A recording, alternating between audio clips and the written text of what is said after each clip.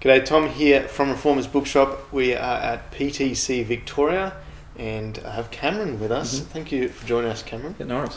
Now, what are you doing here at PTC? We were just walking around the halls and found you and dragged you in. So why are you here? I'm a first year student, so I'm just started here at the start of the year.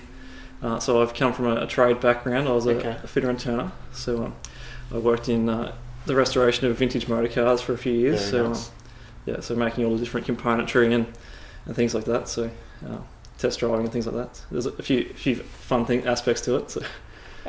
So then what led you to want to come to college? Well, I've always been in the Presbyterian Church, and I've been taking my faith more seriously, and over time I just sort of felt the need to sort of I care a lot about people and the people in the church, and I felt if I can test my gifts and see if I can serve the church in a greater capacity, I felt that's more it's more fulfilling to me on a personal basis than sort of making expensive toys for rich boys sort of thing. So I've had a little bit of experience in ministry over the years. So just in little ways, and increasing over time and testing myself. Yeah, good. And then I just sort of had the desire to give up my job and move to Bendigo to Melbourne. So because you're from Bendigo. I'm from Bendigo, so it's about 2 hours north of here. So it's a big move. Yeah, so I had to leave my career behind, and that I worked a few years to get, and then my boss wasn't very happy at the time. And dropped everything and moved down here. So I just live on campus here now. So good. And there's multiple colleges in Melbourne. What made you choose PTC Victoria? I think it's because one of the reasons was because I've grown up in the Presbyterian Church, and it's a lot easier to stay within the umbrella that I sort of understand. I understand the Presbyterian system, but also I knew that coming here, it's reformed in its doctrine, and it's a very they've got a really strong faculty, and you can get access to the faculty really easily and things like that. So there's an open door policy with the faculty, so if you have any trouble, you can go see them whenever you need to, and there's small class sizes and things, so there's lots of pluses to living on campus, I guess. So. That is great, and even as we've been here, we've noticed that the engagement between the students and the lecturers is... Yeah, it's like a big family, basically, so we all... I've had tea with basically everyone on the faculty and things like that. I've been invited to their houses, and I know their families and things. So there's no disconnect between the faculty and the students. So it's really good. So.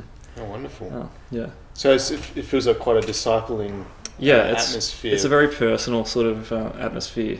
So you really get to know each other as people, and it's sort of they're almost like older siblings and things. Like they really take care of you. So and there's a lot of we have pastoral care groups and things where we get together and we pray for each other, and we like share each other's needs and things like that. So there's a real nurturing sort of atmosphere.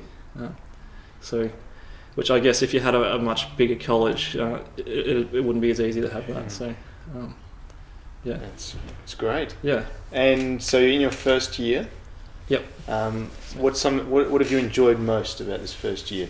I think it's just being able to just focus on God entirely, to not have any distractions, to just deepen my own faith. Like one of the things I've learned as I've been here is you minister out of what you are, not what you do.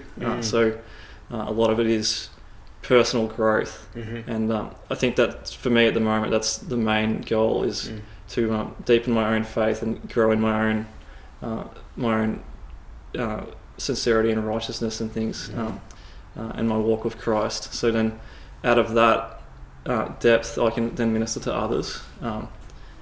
So it's not simply just a matter of just filling your mind with as much information as you can and sort of being a know-it-all and going around sort of just telling everyone what to do. It's sort of I need to focus on myself first and sort of make sure I'm living in a Christ-like way. So that's great.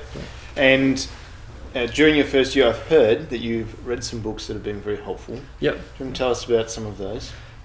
Before I came here, I read the biography of Martin Lloyd-Jones by Ian Murray. Okay. So that was That's this one here, right? The two volumes. Two volumes. So, yeah.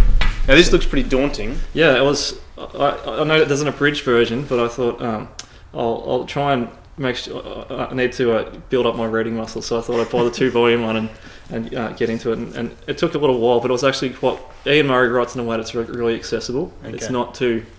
He's not too high and mighty, and you can just you don't notice you're reading it basically. Yeah. And it's there's lots of personal sort of type application and things in there. You can draw a lot of lessons for yourself. But it was really helpful for me coming to college to see how someone developed over the course of their entire life and how their ministry changed and was shaped. And it's just an inspiration to see someone like that who and the way they dealt with the different trials in their lives and things like that and issues. So what was something that stood out to you about Martyn Lloyd-Jones? I think it was his commitment to the ministry, as in he was so sincere that he wanted to serve people in a rural area. He intentionally left London and left his career behind, and he went to Wales, to Sandfields. His career in the medical... in the medical world. He was basically going to be being groomed to be the physician to the king. It was potentially where he could have ended up. Wow. And he at the doctor's surgery where he was working, they had ex-prime ministers and things coming, and that was in the patients list and things. So he was mixing with the high society and things. And he left all that behind and moved to Wales, to just a little working class town and with a struggling church, and took a massive pay cut, obviously, and just stayed there for I think it was 15 or 20 years or something, and just built the church up from nothing. It wasn't like he went immediately chasing the big famous tasks. So, which I thought it's a real example to young men in the church to be faithful and just don't despise the day of small things. Yeah, faithful in the small things. Yeah. So that's a great encouragement. Yeah. So JC Ryle was someone else. Yeah, another one. I'm doing a unit at the moment where we're doing a unit called Ministry Formation. Okay. And two of the books we've been reading for that. One of them's been J.C. Ryle, so it's like that one on there. So which is another Ian Murray biography of Bishop J.C. Ryle. So which is similar to Martyn Lloyd-Jones, but it's also he was.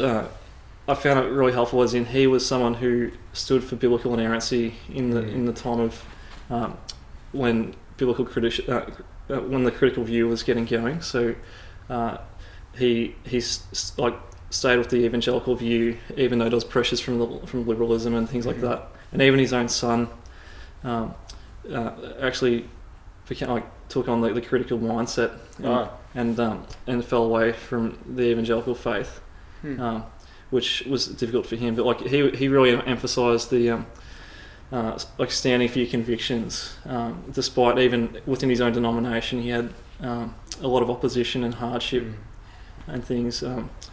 And also there was pressures for the cheapening of worship and things. So he really emphasised that strong biblical worship affects every part of our lives. It is a first order issue. It's not just a matter of personal taste or anything like that. It's about glorifying God. So you've got be faithful in the small things. Yeah. Hold fast to the truth. Hold fast to the truth. Yeah. Yeah. That sounds like two good foundations. Yeah. And you have this book here as well. Another one is this one by Zach Eswine. So it's the Imperfect Pastor, which was a bit different sort of style book that I've been reading, and that one's really eye-opening because Zach Eswine's worked.